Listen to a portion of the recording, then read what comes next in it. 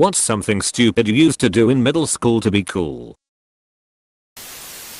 I wrote all the Green Day albums on my bag as a checklist and gradually ticked them to show I had them all. I didn't have them all. I did this too. I had a really cute backpack and proceeded to ruin it by taking a Sharpie and writing the names of all the bands I liked all over it. I thought I was going to look so cool with my backpack covered in obscure punk band names. In reality no one gave a shit and I just ended up ruining a really nice backpack. I had to eventually give it away because no amount of washing would get the Sharpie out and I couldn't wear it without looking like some lame 14-year-old. This is not as bad as my friend who went through an emo phase in 10th grade and proceeded to waste about 3 of those big black markers with the metal barrels coloring her backpack black. Because her mom wouldn't buy her a black one, it left black ink on everything and looked gross and streaky as hell, and she ended up tossing it because it was off-gassing marker fumes.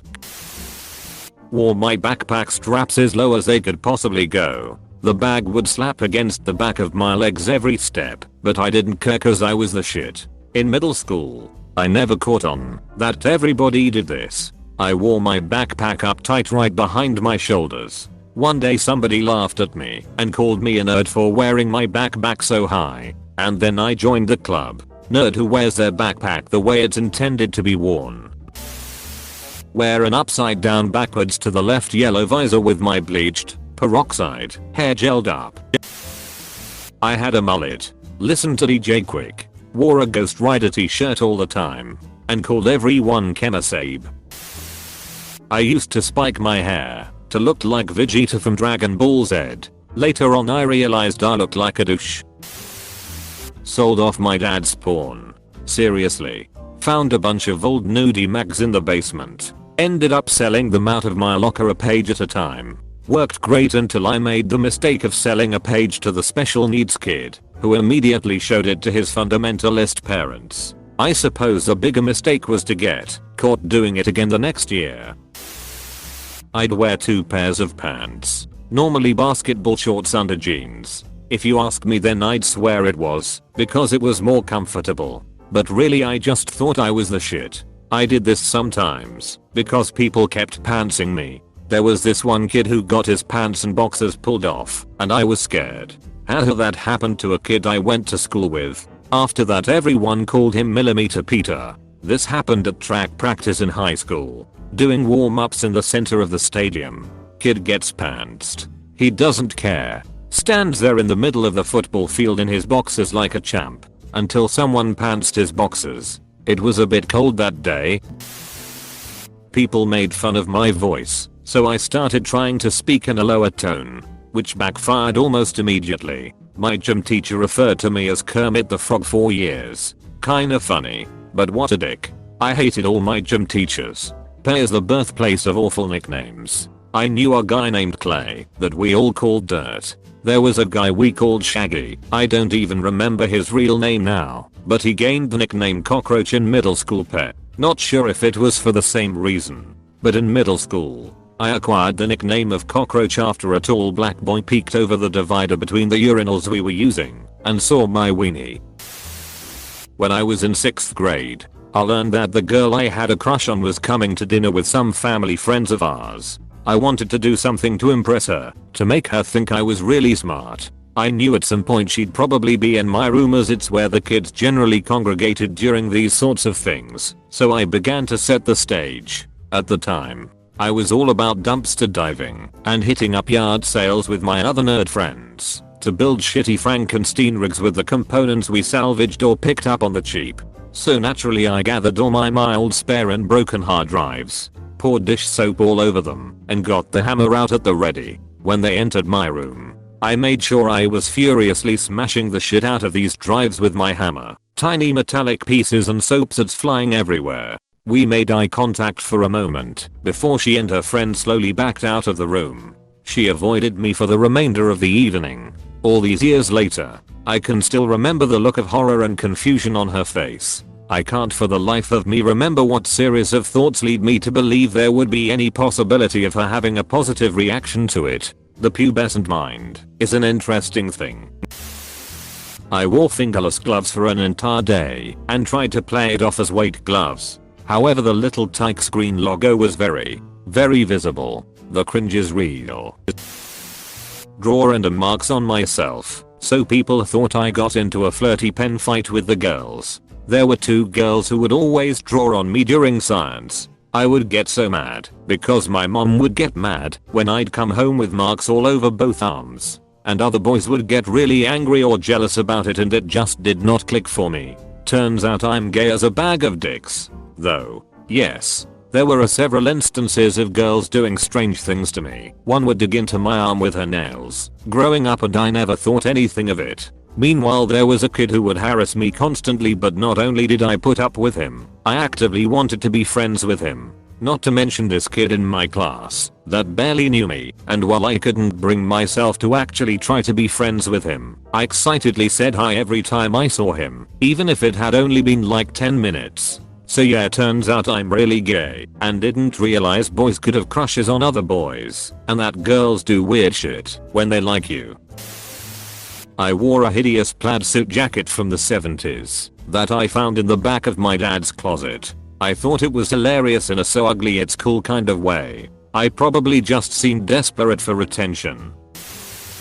Had a pretty righteous wave of extreme yo-yo that swept through during 7th grade. And by extreme I mean a bunch of kids getting excited over who could make their yo-yo sleep the longest. Yo-yo was all the rage at my middle school too. I actually got pretty good, and it still makes me happy that if I ever stumble across one I can nonchalantly rock the cradle and then go back to whatever I was doing.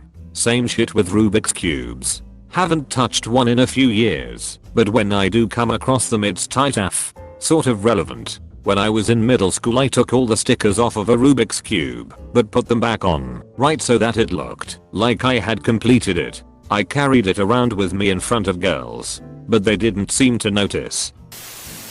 There was a boy I had a crush on when I was in 7th grade. After a class field trip one day, a lot of people got really sunburned. When we were changing classes, I overheard him talking about how sunburned he was afterward. I thought it'd be a good conversation starter, since I was so sunburned too.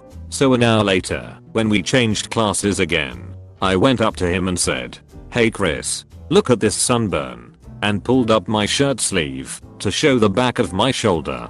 He looked at me really strange and went, "Okay, yeah, that's nice," and went back to his conversation with his friends. For the rest of the year, I kept getting sunburned intentionally so I'd have a talking point with him, and kept going up to him. "Hey, what about this sunburn?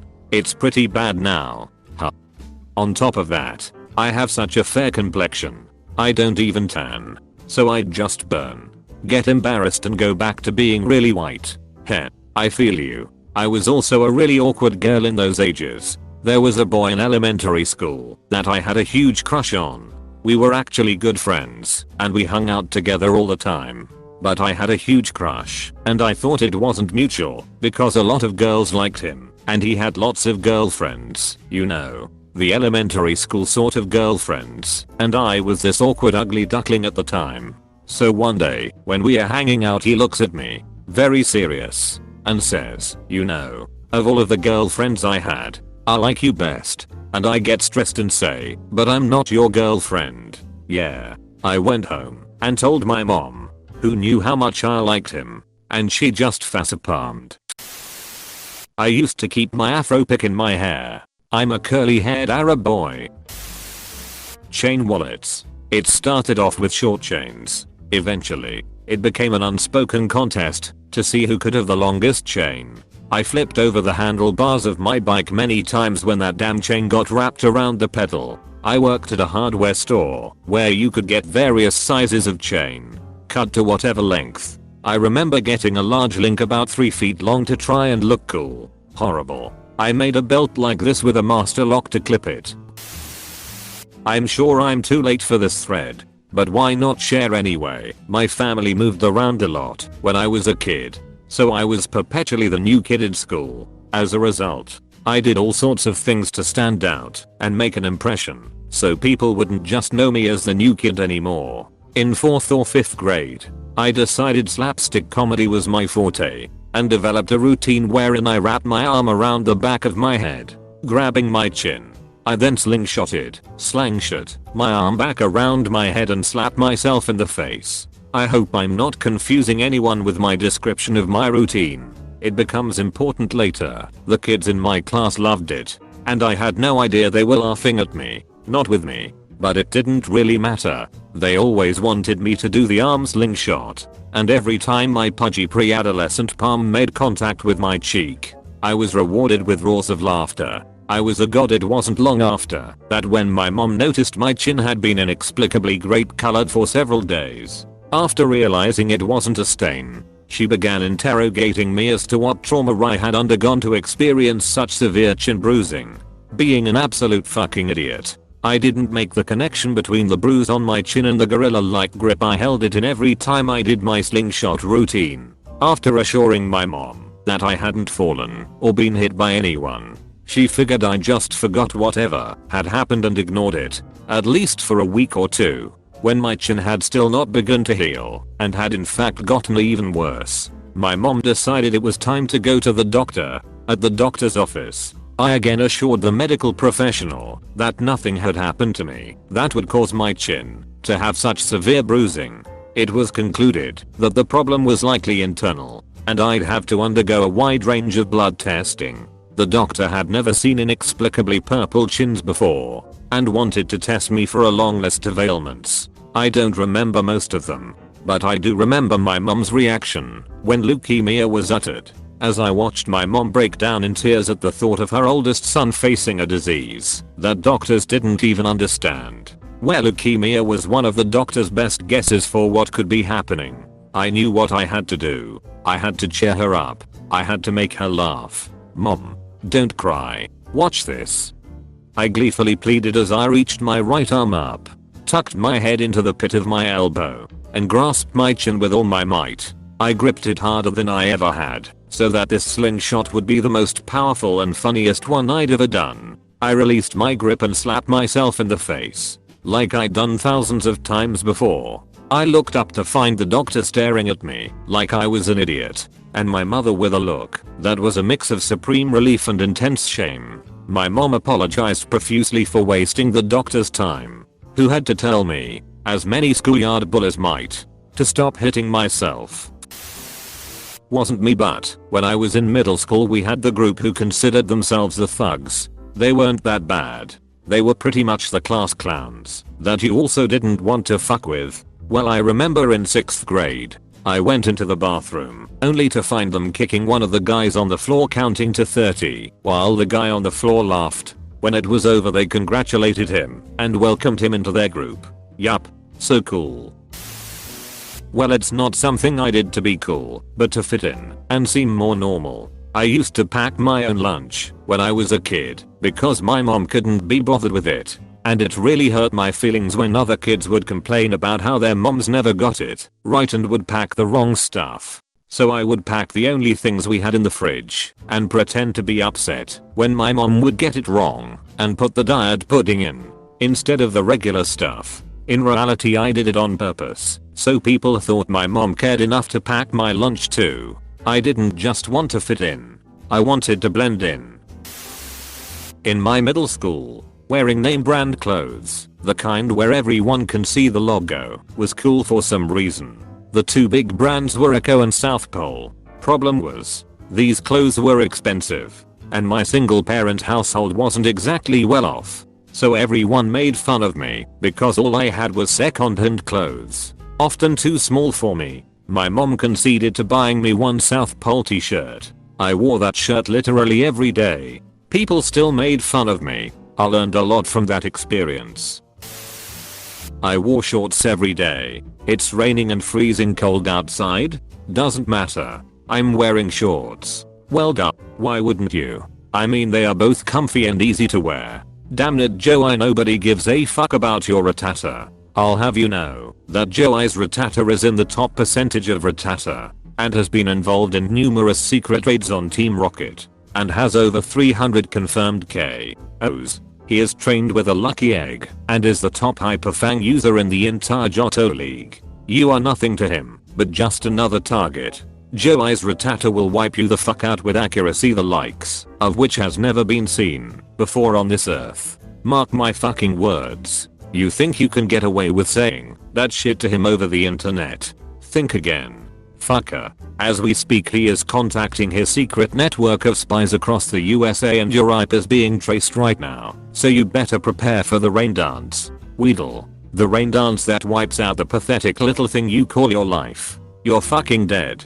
Kid. He can be anywhere, anytime, and he can kill you in over 700 ways, and that's just with his teeth. Not only is he extensively trained with Fs, but he has access to the entire arsenal of the Goldonra department store and he will use it to its full extent to wipe your miserable ass off the face of the continent. You little shit. If only you could have known what unholy retribution your little clever comment was about to bring down upon you. Maybe you would have held your fucking tongue. But you couldn't. You didn't. And now you're paying the price. You got him, idiot. Joey's Ratata will sand attack all over you and you faint to it. You're fucking dead.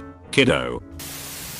Used to bring universal remotes to school and turn off the TVs when teachers tried to show videos to fuck with them. Brought little remote control race cars and put cups over them and drove them around on the floor to scare people who thought it was a rodent. Oh, and JNCO's pants.